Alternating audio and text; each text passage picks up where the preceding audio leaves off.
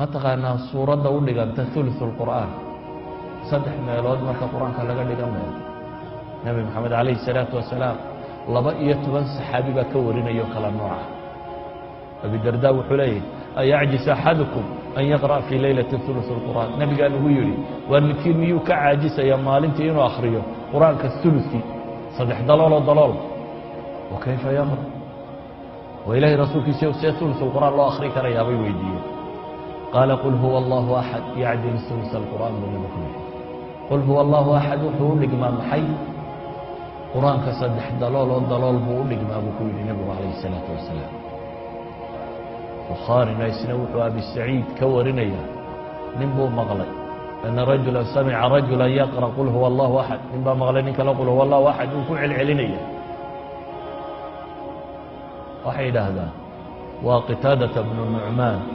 saamicuna waa abi saciid ee keen laftiisay yidhaahdaan labaduna qaraabay meel ka ahayn habeen qul wallo un wada buu maqlay habeen oo dhan akhrinaya dabeetana markii waagu bariyey buu nebiga u yimi calayh الsalaatu wasalaam uu u sheegay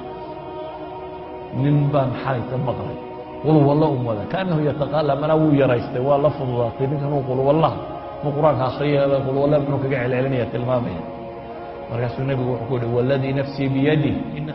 inaha latacdilu ثuluث الqur'aan qul wallaha aada adigu fudaysatay ee aad moodayso inuu wax yar akhrinayay